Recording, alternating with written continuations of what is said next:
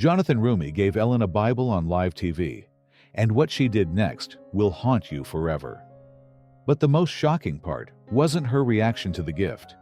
It was the secret she screamed into the microphone that made producers frantically cut to commercial. A secret so devastating that it destroyed her career in 90 seconds and exposed the darkest truth about Hollywood's most trusted face. What you're about to witness has been buried by network executives for 3 years. But the footage leaked, and now the world knows what Ellen DeGeneres really whispered to Jesus himself on that Tuesday afternoon that changed everything. It was supposed to be just another celebrity interview, another round of games and laughs with America's sweetheart. The Ellen Show had perfected this formula 1,000 times before. Celebrities smile, they promote their projects, they leave. Everyone goes home happy. Simple, predictable, profitable. But when Jonathan Roumie, the man who plays Jesus Christ in the global phenomenon The Chosen, walked onto that stage carrying a small leather Bible, he wasn't there to promote anything. He was there to deliver a message that would shatter the biggest lie in television history. The studio audience was buzzing with excitement, completely unaware they were about to witness the most shocking breakdown in live television history. Here was the actor who had made hardened atheists weep, who had brought families back to faith, who had single-handedly sparked the largest Christian revival in modern entertainment. But as he sat across from Ellen, something was different. His eyes weren't focused on the cameras or the audience. They were locked on Ellen's face, reading something that had been hidden behind her famous smile for decades. Before we continue this story, if you're enjoying content like this, please subscribe to our channel and let us know where you're watching from. Ellen greeted him with that trademark beam, that practiced perfection that had made her one of the most beloved figures in America. But in that moment, Jonathan saw what millions of viewers had missed. He saw the cracks in the facade, the desperation behind the laughter, the woman who had been slowly dying inside while the world celebrated her life. And he knew exactly why he had been called to be there that day. The interview started normally enough. Ellen asked about The Chosen, about the pressure of playing Jesus, about the show's incredible success. Jonathan answered graciously, but his responses were different. There was an intensity, a purpose that made even the camera operators lean in closer. He wasn't just answering questions. He was studying Ellen like a doctor examines a patient, seeing symptoms that everyone else had missed. Then, mid-sentence, something extraordinary happened. Jonathan stopped talking and reached into his jacket pocket. The studio fell completely silent. Ellen blinked, confused, her smile faltering for just a fraction of a second. But that fraction was enough. In that tiny crack, years of buried pain began to seep through, and Jonathan saw exactly what he had come to find. The real Ellen DeGeneres was still alive, but she was drowning, and she had been screaming for help in a language no one understood. What happened next would be replayed millions of times, analyzed by psychologists, and debated by theologians. But in that moment, as Jonathan pulled out that small, worn Bible, neither of them knew they were about to participate in a miracle that would change not just their lives, but the lives of millions watching around the world. The Bible he was holding wasn't just any Bible. It contained something that would expose the most closely guarded secret in Hollywood, something that would explain why Ellen really ended her show, and something that would prove that sometimes God uses the most unlikely messengers to deliver the most impossible truths. What Ellen didn't know was that this Bible had been waiting for her for 23 years. Hidden inside its pages was a letter that would destroy everything she thought she knew about her own life. But 3 weeks before this interview, Jonathan had received a phone call that changed everything. It wasn't from Ellen's producers. It was from Ellen's childhood friend, someone who had been keeping Ellen's darkest secret for over 2 decades. The Ellen Show was a carefully orchestrated machine of positivity. Every guest, every question, every laugh was calculated to maintain the image of the happiest woman in America. Ellen's team had perfected the art of making celebrities feel comfortable, creating moments that felt spontaneous, but were precisely planned. The show had survived scandals and controversy because Ellen had mastered the ultimate performance, convincing the world that she was exactly who she appeared to be. But Jonathan Roumie wasn't like other guests. As the man who played Jesus Christ, he had developed an unusual ability to see through masks, to recognize pain that others missed. The night before this interview, Jonathan had done something unprecedented. Instead of preparing talking points, he had spent 4 hours in prayer, asking for wisdom and courage to say whatever needed to be said. The studio audience that Tuesday afternoon expected the usual Ellen magic: games, dancing, and infectious laughter. They had come to be entertained by America's sweetheart and the man who played Jesus on television. Ellen's producers were confident this would be a ratings winner, planning 22 minutes of safe, uplifting television. They had no idea that in less than 10 minutes, their carefully controlled show would become the most watched, unscripted moment in television history. As Ellen walked onto her stage with that familiar bounce, waving to her adoring audience, she was still Ellen the performer. But sitting in the guest chair was a man who had come not to be entertained by her act, but to remind her who she really was underneath it all. The Bible in Jonathan's pocket contained more than scripture. It held a truth so powerful that it would force Ellen to choose between the performance that had made her famous and the authentic self she had buried so deep that even she had forgotten it existed. Before we continue this story, if you're enjoying content like this, please subscribe to our channel and let us know where you're watching from. The interview started normally. Ellen asked about The Chosen. Jonathan answered graciously, but his eyes never left her face. He was studying her, reading her, seeing through the facade. Then, mid-sentence, he stopped talking. The studio fell silent. "Are you okay?" Ellen asked, still smiling, but her voice trembled. Jonathan reached into his jacket and pulled out a small, worn leather Bible. The audience murmured. This wasn't scripted. This was live television going off the rails. "Ellen," Jonathan said quietly, "I brought this for you." Ellen's smile flickered for a fraction of a second. Her hands trembled as she reached for it. Everyone could sense something monumental was happening. "That's very thoughtful," she said, maintaining her cheerful tone, but her breathing changed. She was taking shorter breaths, like someone preparing for impact. She didn't know she was about to hold the book that would unravel her biggest lie. This wasn't just any Bible. It was Jonathan's personal copy, filled with notes and tear stains from preparing to play Christ. But there was something else inside, something placed specifically for Ellen, something that would explain how a stranger knew her deepest secrets. Ellen held the Bible, feeling its weight. She sensed something dangerous and sacred. The audience was silent, feeling the electricity in the air. Even cameras leaned closer. "Why are you giving this to me?" she whispered. Her mask was slipping, the real Ellen surfacing. Jonathan's eyes filled with compassion. "Because I know what it's like to carry everyone else's burdens while your own heart is breaking." The words hit like a physical blow. Ellen's breath caught audibly. She looked at the Bible, then at Jonathan, eyes wide with fear and hope. She could feel something inside the book, something thick like an envelope, but was terrified to look. The cameras caught every micro-expression. "How do you know that?" she asked, barely above a whisper.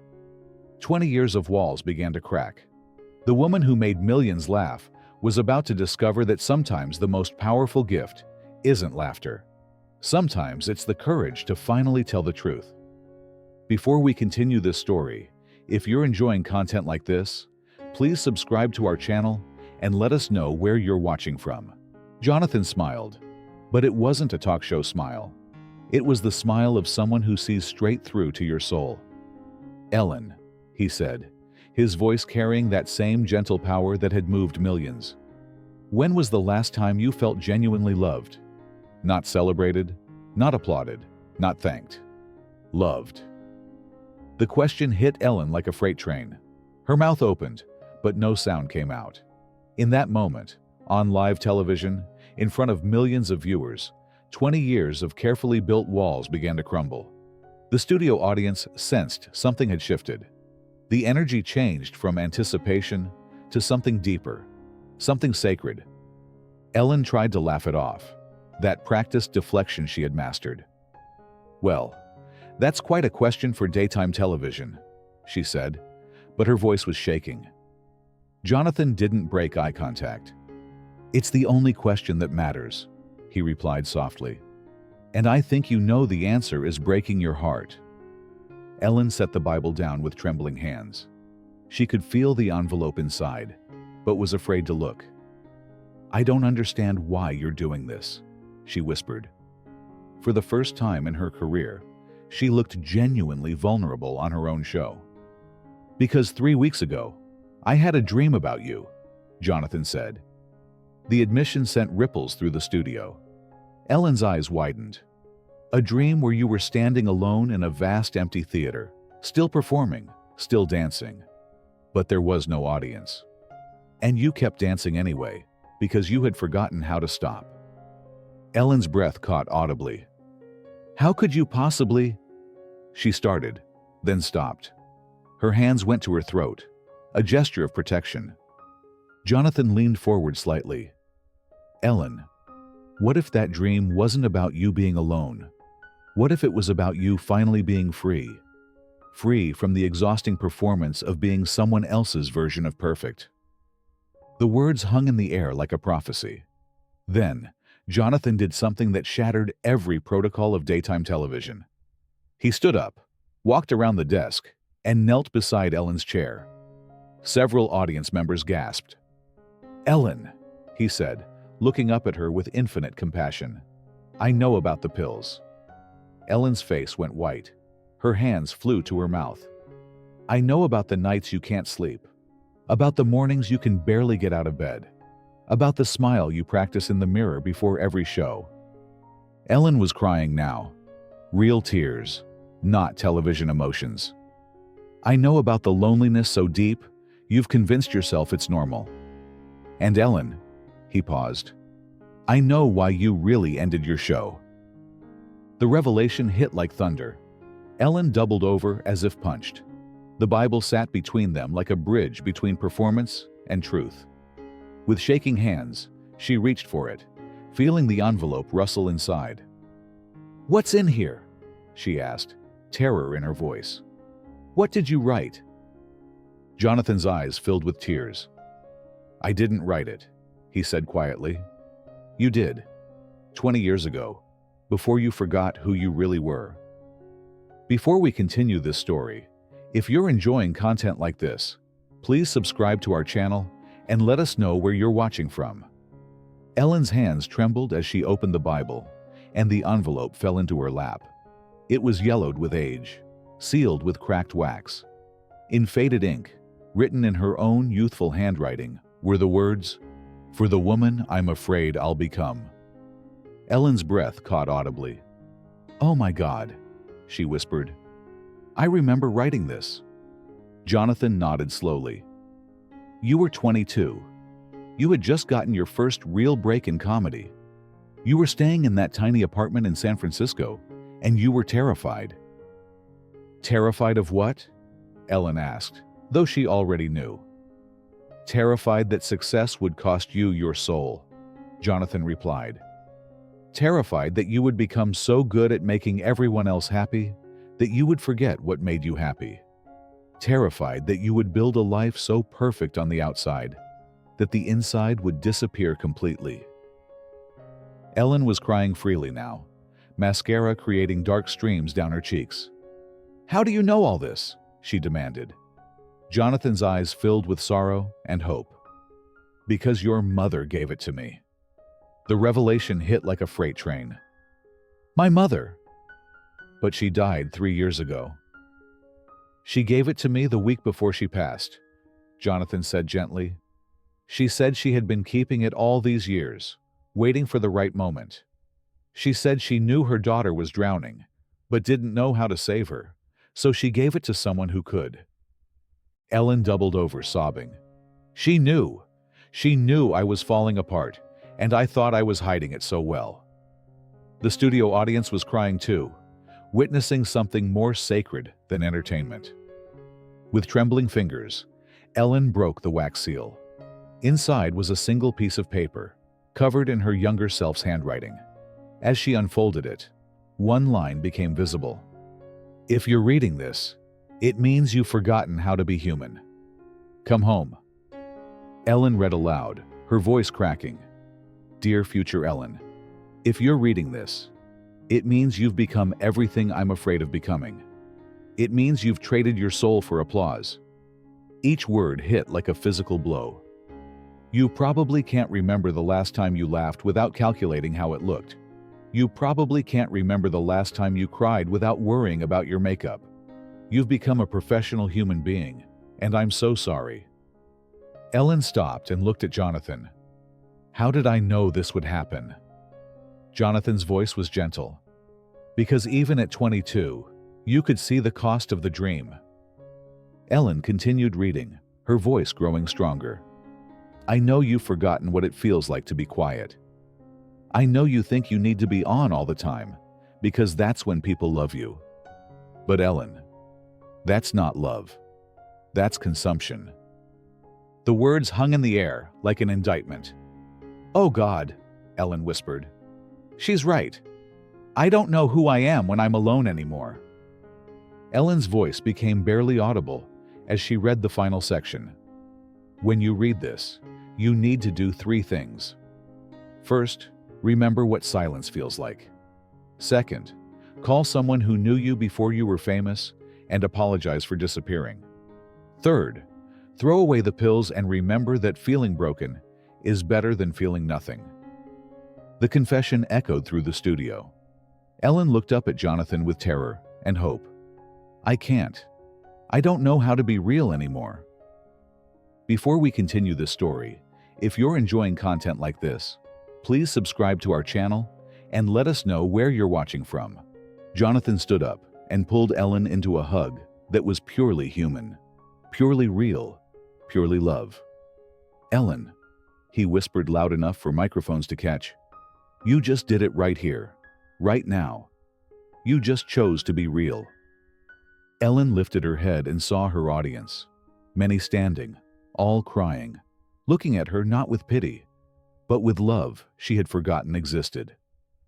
"They're not applauding your performance," Jonathan said softly. "They're witnessing your resurrection." Ellen wiped her eyes and walked to the front of her stage, closer to her audience than ever during an interview. "You know what the scariest part of this letter is?" she asked, her voice steady for the first time in years. "It's not that I predicted my own destruction. It's that I wrote myself the cure, and I've been too afraid to take it."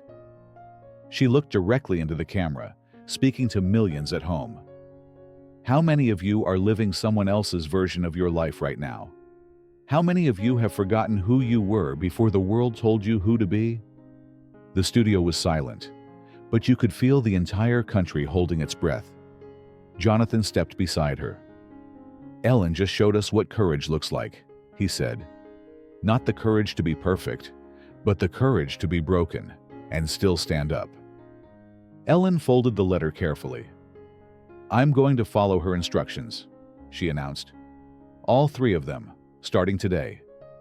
She turned to Jonathan with tears streaming. "But first, I need to ask you something. How did you know exactly when I would need this?"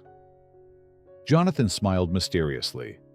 "Because sometimes God uses the people who play Him to deliver messages to the people who need Him most." Ellen stared at him, then at the Bible, then at the letter. "I think," she said slowly, "I think I'm ready to come home." The audience erupted not in applause, but in something deeper, the sound of hearts breaking open. Ellen had just chosen truth over television, authenticity over approval, being real over being perfect. And in that moment, she wasn't just ending a show. She was beginning a life. 3 hours later, Ellen did something she hadn't done in 20 years. She sat in complete silence. No phones, no music, no distractions. For the first time in decades, she could hear her own heartbeat. She remembered what peace felt like. That night, Ellen called her college roommate Sarah, who she hadn't spoken to in 15 years. "I'm sorry I disappeared," Ellen whispered. "I'm sorry I became someone you didn't recognize." They both cried. And somewhere in that conversation, the real Ellen started coming back to life. Within hours, the video exploded worldwide. "Ellen Comes Home" trended globally. But this wasn't just viral content. Churches reported people showing up unannounced, asking for help. Therapists received calls from patients ready to face their addictions. Parents called children they hadn't spoken to in years. The next morning, Ellen posted a single photo. A small pile of pill bottles in a trash can with the caption, "Day 1. No makeup, no filter, no performance. Just truth." The post received 12 million hearts in 6 hours. Jonathan returned to filming The Chosen, carrying something new.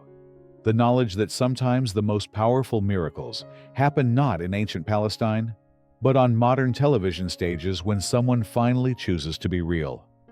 So now I ask you, when was the last time you sat in complete silence and actually heard yourself think?